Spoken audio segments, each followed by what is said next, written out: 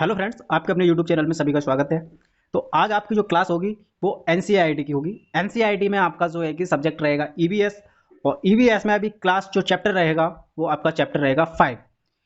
चलिए, तो चैप्टर है आपका 5, चैप्टर 5। जैसा कि ग्रीन सर्किल में दिख रहा होगा आपको, उस प्रकार से मधुमक्खी की, अनीता की मधुमक्खियाँ, ठीक है।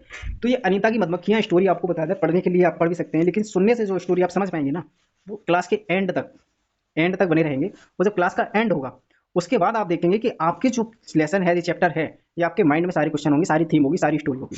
और आप जैसे भी प्रीवियस पेपर उठा के देखेंगे, क्वेश्चन करेंगे, सीधे सीधे क्वेश्चन आपका आंसर लगाएंगे, ठीक है। चलिए, समय ज़्यादा ना लेते हुए क्वेश्चन की ओर चलते हैं। टॉपिक क्या है, देखिए। एक अनीता नाम की एक महिला लड़की हुआ करती थी, और वो बिहार के मुजफ्फरपुर जिले के बोचाहा गांव में रहती थी। जो बिहार में मेरे घर में उसकी ऐसी स्टोरी है, एक गरीब परिवार से हुआ करती थी, और वो पढ़ना चाहती थी। लेकिन अक्सर क्या था, वो एक गरीब फैमिली से थी, और उसके माँ बाप इतने भी पढ़े लिखे नहीं थे जो उसको पढ़ा सके। लेकिन उसका रुझान जो है कि पढ़ाई के प्रति जागा, और उसका काम अक्सर रहता था कि गाय भैंस बकरी को चराना इत्यादि, खेती वेती का काम करना। उसके माँ बाप और उसकी हेल्प कराती थी अपने माँ बाप के साथ। तो उसकी जब रुझान हुआ पढ़ाई के प्रति, तो वो पढ़ना चाहिए, और अपने माँ बाप से बोला कि मैं पढ़ना चाहती हूँ। लेकिन उसके माँ बाप इतने पढ़े लिखे नहीं थे, उन्होंने मना किया पढ़ने के लिए। तो गांव वालों ने उनको समझाया, और गांव वालों ने समझाया तो वो एडमिशन लिया और पढ़ना शुरू किया। धीमे धीमे उसके पास किताबों की व्यवस्था नहीं थी, तो एक दूसरे से अरेंज करके वो पढ़ी। और उसके बाद उसने धीमे धीमे, जैसे कि पढ़ाई का खर्चा भी अपना जो है ट्यूशन इत्यादि बच्चों को पढ़ाकर उसने निकाला। और इस प्रकार से फिर उसने देखी, इस प्रकार से खेती वगैरह भी करती थी, है ना, जैसा कि आप देख पा रहे होंगे इमेज में। तो फिर क्या हुआ, उसका जो रुझान था, फिर उसने एक सोचा कि मधुमक्खी पालन करने का। और मधुमक्खी पालन इस प्रकार से वो पढ़ाना स्टार्ट किया उसने। धीमे धीमे फिर उसने मधुमक्खी पालन करना शुरू किया। फिर बाइक भी सीखी उसने। तो देखेंगे आप इमेज में, यहाँ जी मधुमक्खी पालन वो कर रही है। इस प्रकार से कुछ मधुमक्खी पालन की उसने ट्रेनिंग लेकर, और खुद पैसा जुटाकर ट्यूशन का। और उसने ये है कि एक 5,000 रुपये उसने जुटाए ट्यूशन से, छोटे छोटे मतलब बच्चों को पढ़ाकर 5,000 रुपये जुटाकर उसने ये स्टार्ट किया। फिर आगे की थीम उसमें ये है कि जनरली आप इसमें सीखने को क्या मिलेगा। मधुमक्खी पालन तो एक बेसिकली थीम थी कि कैसे क्या इसकी स्टोरी पर, ठीक है।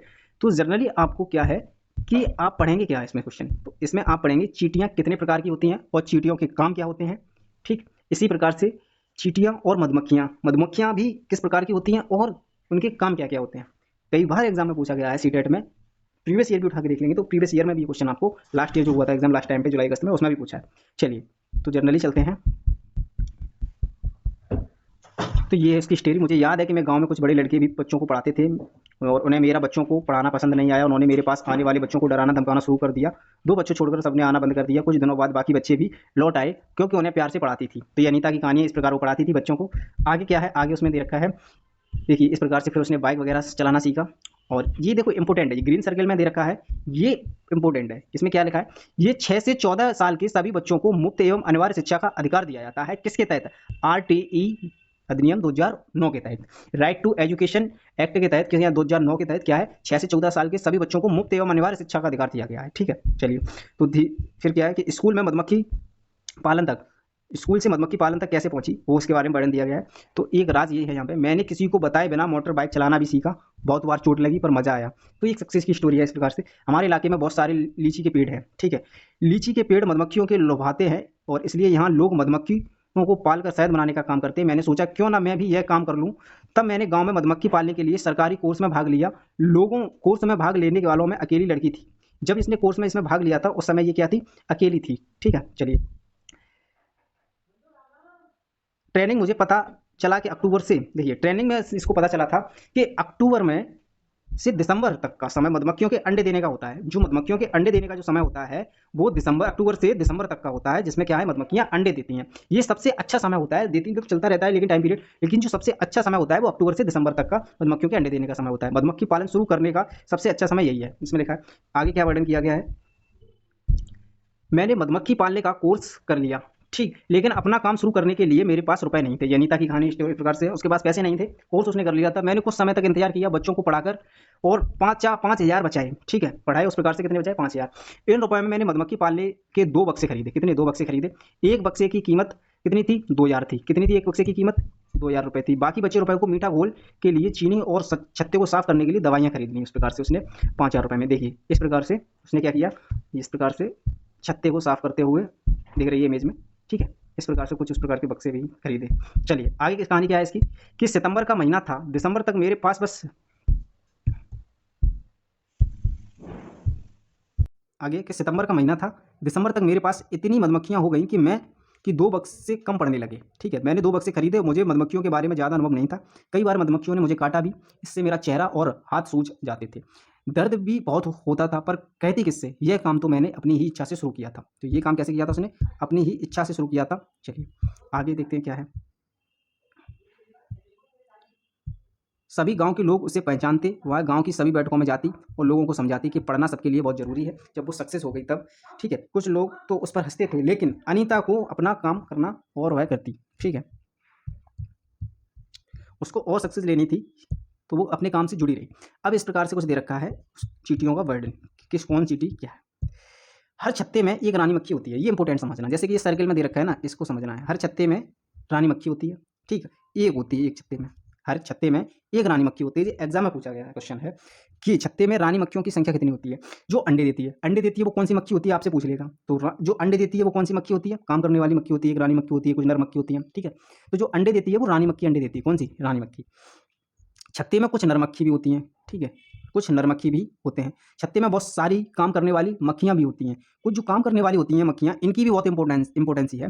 देखिए, काम करने वाली मक्खियाँ दिन भर क्या करती हैं? काम करती हैं। इनका ही काम होता है शहद के लिए फूलों का रस ढूंढना। क्या? शहद के लिए फूलों का रस ढूंढती हैं। किसी मक्खी को रस मिल जाता है तो वह एक तरह का नाच करने लगती हैं, और दूसरी मक्खियों को इस प्रकार से पता चल जाता है कि शहद मिल गया, तो फिर क्या है कि रस कहाँ है। वे जब नाच करने लगती है एक प्रकार की मच्छी जो काम करने वाली मक्खी है, तो दूसरी मक्खी को पता चल जाता है कि रस कहाँ है। वे रस से शहद बनाती हैं। क्या करती हैं? रस से शहद फिर बनाती हैं।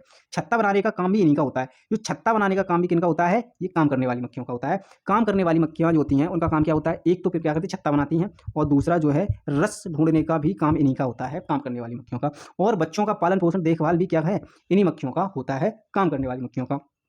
ये लिखा भी है, बच्चों को पालना भी, ये पालना भी इन्हीं का काम होता है। ठीक है, ये ना हो तो ना तो छत्ता बने और ना ही शहद इकट्ठा हो पाए। ठीक, काम करने वाली मक्खियों की क्या है? ना तो छत्ता बन पाएगा ना शहद इकट्ठा हो पाएगा। ये शहद के बिना छत्ते की सारी मधुमक्खियाँ भूखी रह जाती हैं। तो देखिए, काम करने वाली मक्खियों का काम एक तो छत्ता बनाती हैं जी, दूसरा रस इकट्ठा करती हैं जी, और बच्चों का पालन पोषण भी इन्हीं का है। तो सबसे इंपॉर्टेंट जो काम होगा वो तो काम करने वाली मक्खियों का हुआ ना। चलिए, लेकिन अंडे देती हैं वो रानी मक्खी अंडे देती है। ठीक है, कई बार एग्जाम में पूछा गया क्वेश्चन है। नर मक्खी छत्ते के लिए कुछ खास काम नहीं करते। नर मक्खी जो है वो कुछ खास काम नहीं करते, जैसा कि ये आप देख पा रहे होंगे सर्कल में ये लिखा हुआ है। ठीक है, चलिए आगे क्या दे रखा है मैडम में।